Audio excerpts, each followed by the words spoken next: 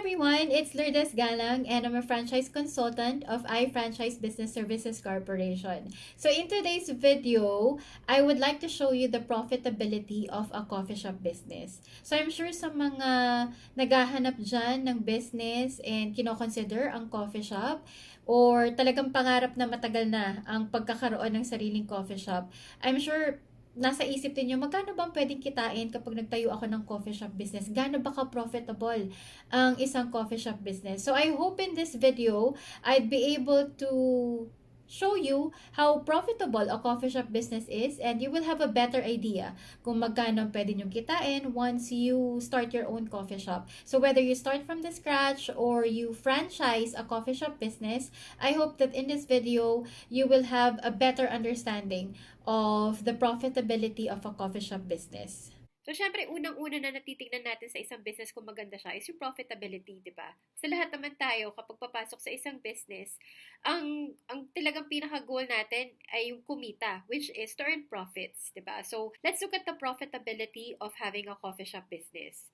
So, again, yung mga examples na ibibigay ko sa inyo dito are from the details that we have with our own franchise package pagdating sa coffee shop, which is yung coffee spot nga. So dito, sa single shot espresso, makikita natin na nakalist na dito yung cost, yung suggested retail price, and yung SRP, tapos yung profit. Pag nakita mo yung profit, nasa 87% para sa single shot espresso.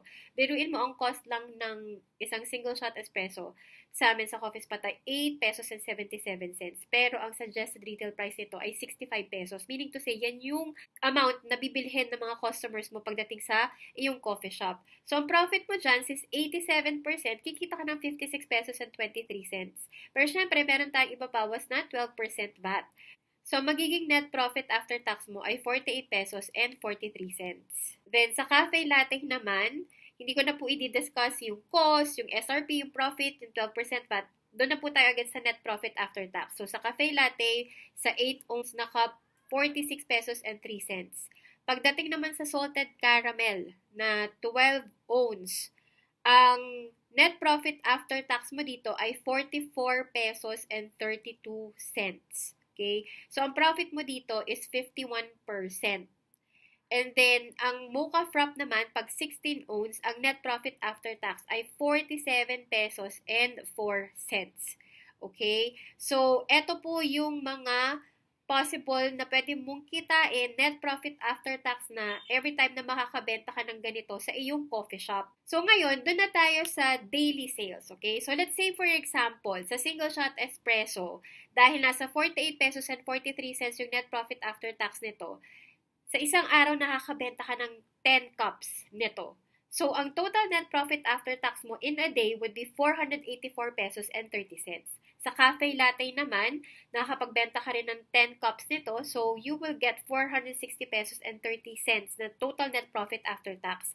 Sa salted caramel na 12 ounce, 15 cups naman ang nabibenta mo dito kasi syempre mas marami yung gusto yung salted caramel frap, mocha frap, or kung ano ng mga frappuccino dyan compared sa hot drinks, okay? So, ang kikitain mo dito, total net profit after tax mo ay 664 pesos and 80 cents. Sa mocha frap naman, it's 705 pesos and 60 cents kung makabenta ka ng 15 cups per day. Okay? So, eto, conservative pa po ito.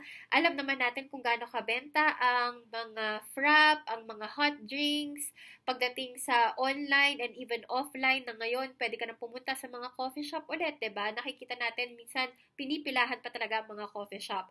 So, ang total net profit mo per day ay pwedeng umabot ng 2,315 pesos. Net profit after tax, meaning to say, malinis na po ito, okay? So, eto na talaga yung profit mo kasi naibawas na dito yung 12% VAT, yung costing and everything. So, ayan. So, kung total net profit per day mo ay 2,315, i-times mo yun sa 30 days. Kung nag-ooperate ka ng 30 days, total net profit mo per month would be 69,450 pesos. And then, pag binultiply natin in 12 months, ang total net profit mo per year would be 833,400 pesos. So, kung tatanungin mo yung sarili mo ngayon, conservative pa po itong computation na ginawa natin, masasabi mo ba sa sarili mo na profitable ang isang coffee shop business? So, ikaw na lang mismo mag-isa ang sumagot niyan based dito sa pinakita ko sa inyo na mga computation. Okay, so I hope that you were able to get a better idea kung gaano ka-profitable ang isang coffee shop business. And sa lahat ng details na ibinigay ko dito sa video na to, syempre galing ito sa franchise package na meron kami, which is the Coffee Spot franchise. So if ever that you're planning to franchise, could message me so I can help you get started. And thank you for watching. Bye!